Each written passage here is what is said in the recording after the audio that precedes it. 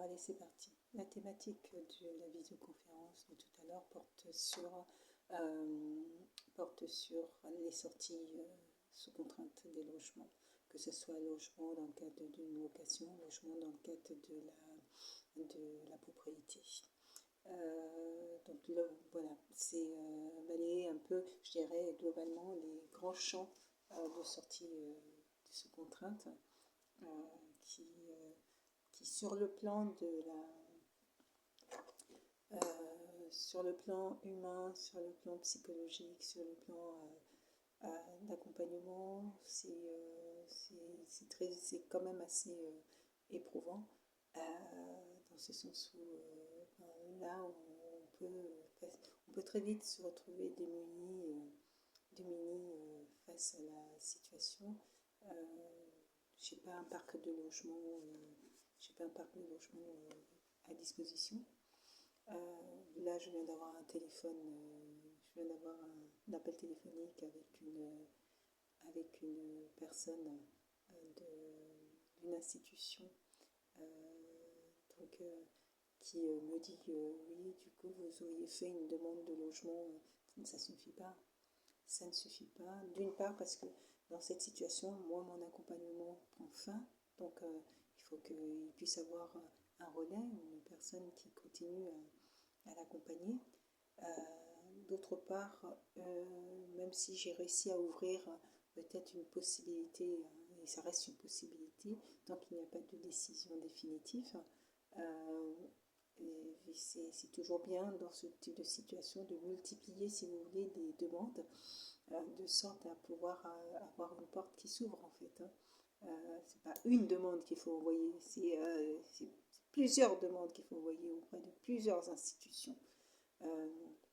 Voilà, c'est là dans cet accompagnement, je suis face à une personne qui a des critères bien précis. Moi, je pars du fait que certains critères bougent. Si, si aujourd'hui la personne peut se permettre de dire bah, tiens, il faut que je sois là, quand on est dans une situation d'urgence, ben, même si le logement se trouve loin, eh ben, on prend du logement. On se pose pas on se pose pas la question. Ce qui compte, c'est d'avoir son logement en fait. Après, dans ce type d'accompagnement, on fait face à des personnes qui ont leur individualité et, en fait, dans cette individualité, si vous voulez, la personne qui ne met pas en place les bonnes actions pour pouvoir prendre pas les bonnes décisions, euh, c'est le choix de la personne. Voilà, c'est le choix de la personne. Personne ne réagit pareil face à ce type de situation. Et en fait, techniquement, en tant que travailleuse sociale, je n'ai même pas porté de jugement sur le choix de la personne. C'est le choix de la personne. C'est le choix de la personne. Et si c'est le choix de la personne, c'est le choix de la personne. Il n'y a pas de, je n'ai pas porté de critique. Voilà. Tant que la personne n'a pas ses facultés mentales altérées, on peut en aucun cas, on ne peut en aucun cas se substituer à la personne et dire bah, non, là, il serait préférable que vous alliez là. Non. C'est le choix de la personne. Et une personne qui fait le choix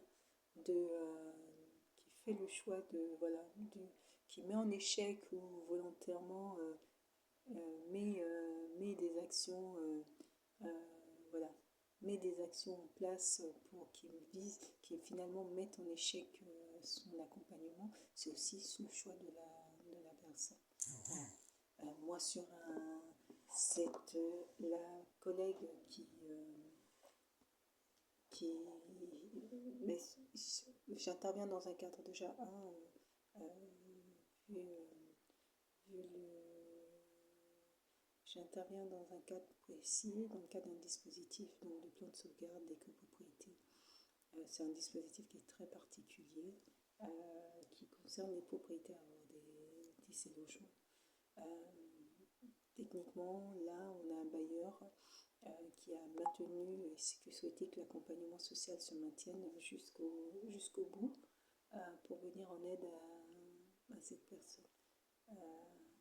Et ça fait plusieurs années, moi j'y suis depuis quelques mois, ça fait plusieurs années que l'accompagnement est en cours.